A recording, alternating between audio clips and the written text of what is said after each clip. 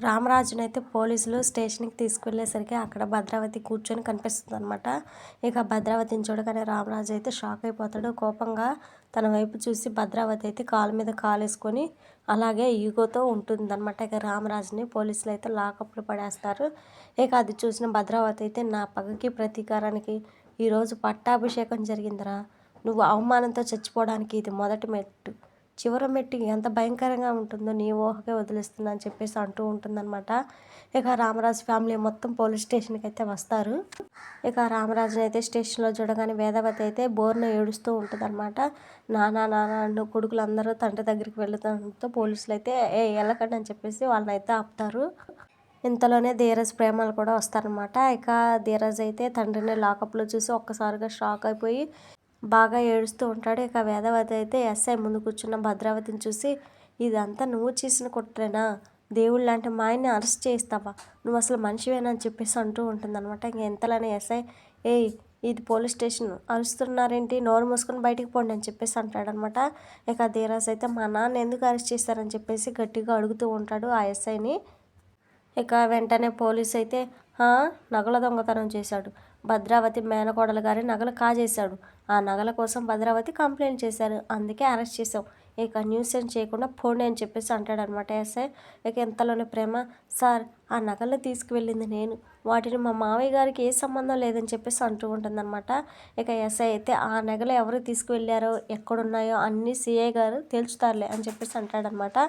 ఇక అంతలోనే నర్మద అయితే, ఏంటి సార్ ఇది, ఏది అడిగినా సిఐ గారు అంటున్నారేంటి, ఒక వ్యక్తిని అరెస్ట్ చేసే ముందు ప్రైమరీ ఎవిడెన్స్ కావాలి, మరి ఏ ఎవిడెన్స్తో మా మావి గారిని అరెస్ట్ చేశారని చెప్పేసి అంటూ ఉంటుందన్నమాట. చెప్తున్నా కదా, సిఐ గారు చెప్పారు, మేము అరెస్ట్ చేసాం, ఏదైనా ఉంటే ఆయనతో మాట్లాడుకున్నా, ఆయన రేపు వస్తారు, ఇక్కడ నుంచి వెళ్ళిపోండి అని చెప్పేసి గదువుతూ ఉంటాడనమాట ఎస్ఐ. సరే అయితే మా నాన్న రిలీజ్ చేయండి, సిఐ గారు రేపు వస్తారు కదా, మా నాన్న రేపు తీసుకొని వస్తాను అని చెప్పేసి అంటాడనమాట ధీరజ్. అరెస్ట్ చేసింది వదిలిపెట్టడానికి కాదు, సిఐ గారు వచ్చే వరకు ఈయన స్టేషన్లోనే ఉంటాడని చెప్పేసి అంటాడనమాట ఎస్ఐ.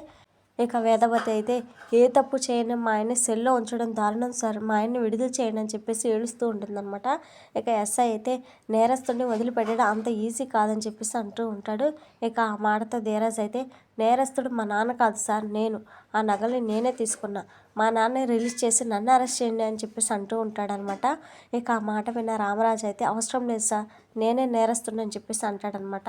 ఇక ఆ మాటతో ధీరజ్, అది కాదు నాన్న అని చెప్పేసి దగ్గరికి వెళ్ళి మాట్లాడుతూ ఉండగానే, నువ్వేం మాట్లాడుకో, నువ్వు కాదురా నేరస్తుడివి, నేను నిన్ను కన్నాను కదా, అది నేను చేసిన నేరం, నువ్వు నాలాగే కష్టపడి పైకి వస్తావు అనుకున్నా, కానీ ఇలా ఆడపిల్ల నగలు అమ్ముకునే నీచమైన స్థాయికి దిగజారుతావని అనుకోలేదురా, నీలాంటి గొప్ప కొడుకుని కన్నందుకు నాకు ఈ శిక్ష అనుభవించాల్సిందే అని చెప్పేసి అంటాడనమాట.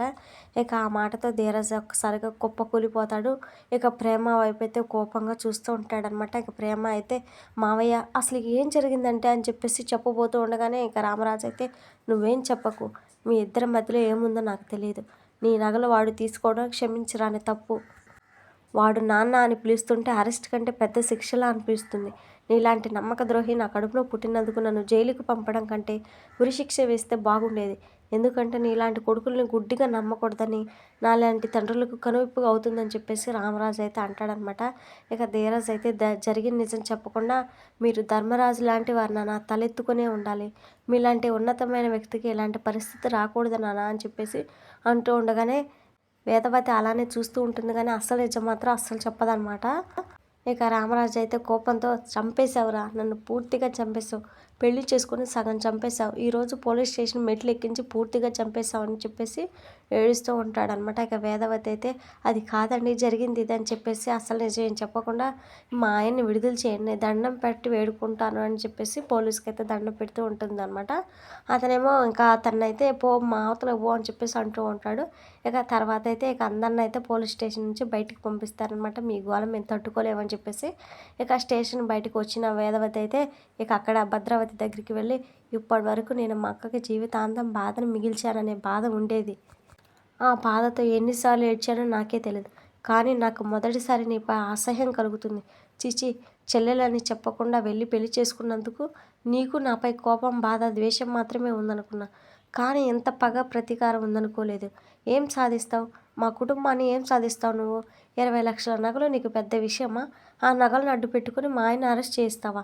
ఇంత రాక్షసంగా ప్రవర్తించడానికి నీకు మనసెలా వచ్చిందని చెప్పేసి అడుగుతూ ఉంటుందనమాట. ఇంకా భద్రావతి అయితే, ఏంటే బాధ వేస్తుందా? నాకు బాధగా ఉంది. ఏం చేయమంటావు? ఆ కూలోడిని అరెస్ట్ చేయిస్తే బాధ వేస్తుందా? ఓ కూలోడు పరువు పోయిందని ఇంత బాధపడుతున్నావే, మరి 25 ఏళ్ల క్రితం మన ఇంటి పరువు నీకు గుర్తుకు రాలేదా?